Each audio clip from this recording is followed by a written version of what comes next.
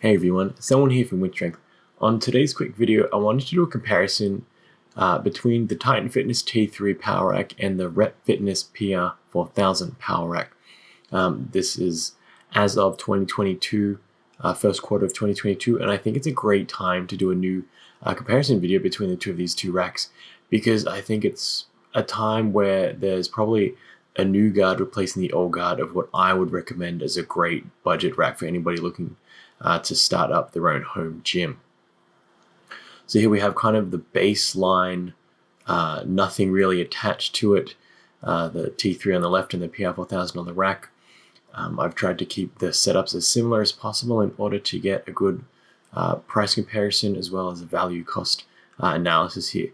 So we get a quick model comparison. There's going to be some slight differences between the heights and the depths just because they're not offering exactly the same measurements between the two racks, and that's fair enough. But at the end of the day, we see here that the stats and the T3 is still a cheaper rack by about $90. But again, even though it's cheaper, I think you're getting more value with the PR-4000 as of 2022. Both racks are imported, and I believe both coming from China as of 2022. And here we can just check out each of the websites of each of the racks. I'll leave links below so you can check these out for yourself if you want to look at each of them. As well as PR-4000, you can see exactly how nice you can make that PR-4000 looking. The T3 kind of shows the standard attachments as well as how it looks there. And here we look at some comparison of the specs. T3 on the left and the PR-4000 on the right. The biggest difference you're going to notice here is the 2x3 post versus a 3x3 post. Just about everything else is going to be the same, both using 11 gauge steel. There's only 100-pound weight rating difference between the two, and weirdly the T3 is rated at 100 pounds heavier. And then you're going to notice those hole sizing differences, and that's really just important if you are going to be transporting over accessories from your previous gym setup, or if you'll be upgrading to accessories in the future, just so you know what's compatible and what isn't. What is nice, they both do have that Westsold hole spacing, something I'm a big fan of, where basically in the bench press range, you've got that 1-inch hole spacing, and everywhere else you've got 2-inch hole spacing, and that gives you an amazing amount of flexibility and customizability for when you're trying to get that right bench press height.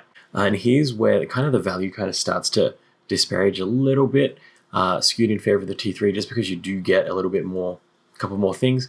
When you buy that T3 base package, you get that 1.25-inch pull-up bar, and as well as a fat grip 2-inch pull-up bar, some standard J-hooks so you can at least rest that barbell somewhere. The base offering for the PR-4000 is simply that logo support crossbar. You don't really get full 2 bars across the top. You have to go out and buy a pull-up bar to make that whole. But that does leave you the option of buying a more customizable pull-up bar option if that is what you would like to do. One of the biggest reasons I'm making this video is because I'm a bit shocked that the Titan T3 stopped offering a couple of inclusions that they used to when I bought my rack about 5 to 6 years ago now, where if you asked me this question 5 to 6 years ago, I would hands down say the Titan T3 is probably the best budget rack out there, whereas now it's little bit less of a slam dunk for the Titan T3.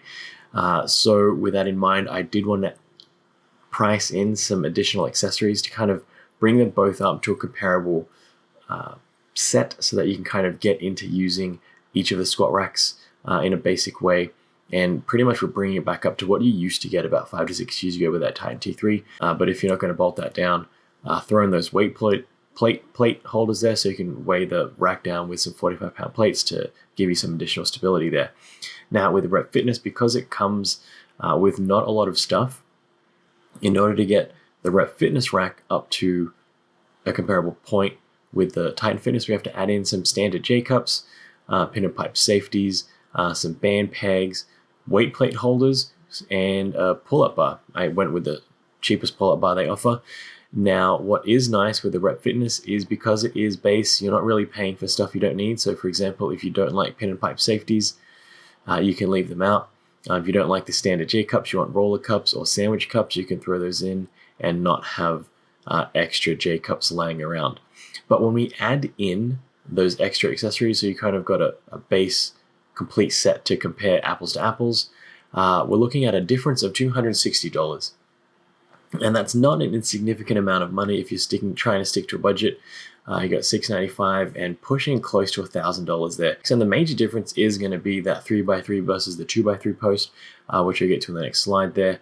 And then the available accessories. You really have to look at how you like to train, what you like to train. And that's going to really dictate which one of these racks you're going to do in the future, because you're kind of buying this for, 5-10 year investment. If you train powerlifting, CrossFit, general strength, strongman, it's going to kind of dictate what accessories they currently have available and what they potentially have in the future, as to how that's going to bolt onto this rack and add some flexibility to your training. And make sure you don't have to spend more money in the future to buy a different rack. So here we have a quick comparison between the 2x3 versus the 3x3 posts. The 2x3 is obviously going to be lighter. It's also going to be cheaper. And you're going to get 2 inches of more interior rack width. That's going to come into play depending on your squats and how your arms and hands grip the barbell. If you can, go out and sample a 2x3 versus a 3x3 with your regular squat grip, and it'll show you if you'll need to go one or the other. 3x3 is going to be heavier, and because it is a square post, you're going to get less lateral sway. Something I have noticed with that T3, even though mine is bolted down, there is some lateral sway when you kind of trying to adjust the barbell or move weight plates on and off, which, I think it's inevitable.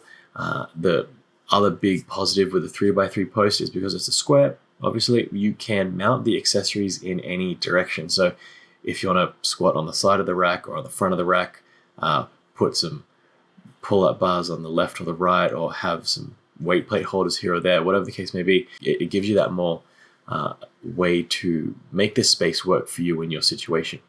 But unfortunately, that means that 3x3 accessories are going to be slightly more expensive because they are using more metal in order to fit around that post.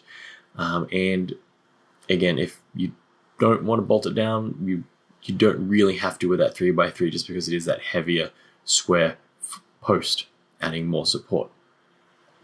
So all that to say, sum up with the video, which one should you get?